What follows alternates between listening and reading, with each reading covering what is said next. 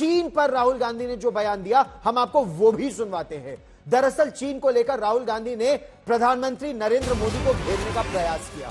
राहुल गांधी ने दावा किया कि लद्दाख में चीन दिल्ली जितने बड़े इलाके पर कब्जा जमाए बैठा है।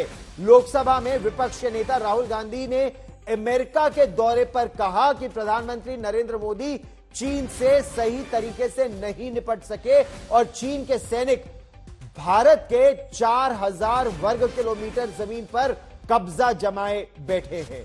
सुनिए।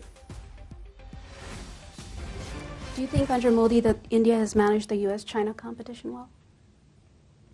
Well, if you call having Chinese troops in 4,000 square kilometers of our territory handling something well, then maybe. We've got Chinese troops occupying land the size of Delhi in Ladakh. I think that's a disaster. Media doesn't like to write about it. How would America react if, a neighbor occupied 4,000 square kilometers of your territory? Would any president be able to get away with saying that he's handled that well? So I don't think Mr. Modi's handled China well at all. I think there's no reason Chinese troops should be sitting in our territory. तो America के राष्ट्रीय press club में जो राहुल गांधी ने बयान दिया कि 4000 वर्ग किलोमीटर पर चाइना अवैध कब्जा जमाए बैठा है और राहुल गांधी की दृष्टि में प्रधानमंत्री नरेंद्र मोदी ने इसे सही ढंग से नहीं हैंडल किया। राहुल गांधी के बयान पर केंद्रीय मंत्री किरण रिजिजू की प्रतिक्रिया आई है। किरण रिजिजू ने कहा कि जब से प्रधानमंत्री नरेंद्र मोदी की सरकार आई है तब से भारत की 1 इंच जमीन पर भी किसी का कब्जा नहीं है।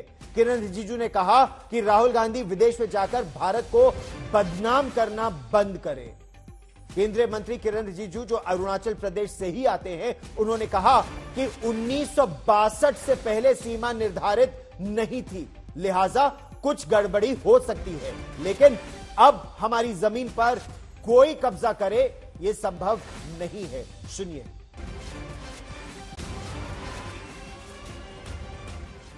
पहले तो आप ये समझे कि विदेशों में जाकर के भारत के बारे में बुरा भला कहना, भारत को बदनाम करना, ये तो ठीक नहीं है और भारत को कोई पाठ नहीं पढ़ा सकते हैं।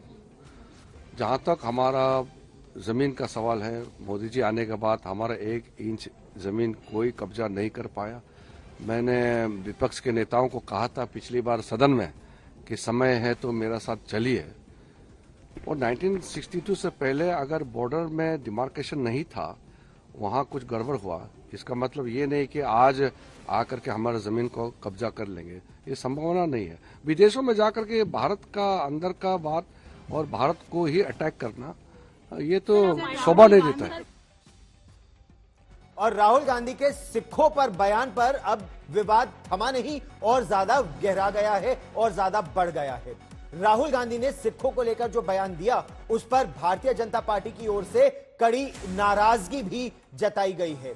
राहुल गांधी ने वर्जीनिया में कहा कि वो जो लड़ाई लड़ रहे हैं वो राजनीतिक लड़ाई नहीं है, बल्कि इस बारे में है कि क्या सिखों को भारत में पगड़ी पहनने की इजाजत दी जाए। उनकी लड़ाई या सिखों को पगड़ी पहनने दी जाए, उनको कड़ा पहनने दिया जाए, उनकी लड़ाई केवल सिखों के लिए नहीं बल्कि सभी धर्मों के लिए है। राहुल गांधी ने इतना बस कहा।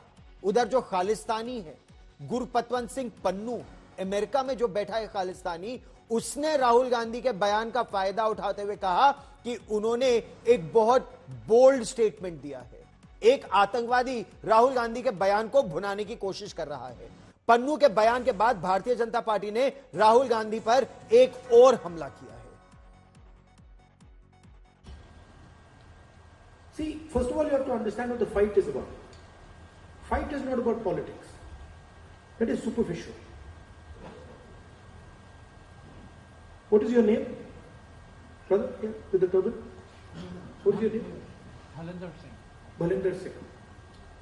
The fight is about whether he, as a Sikh, is going to be allowed to wear his turban in India. Or he, as a Sikh, is going to be allowed to wear a kada in India. or he as a Sikh is going to be able to go to a Gurdwara. That's what the fight is about. And not just for him, for all religions. Fight is also about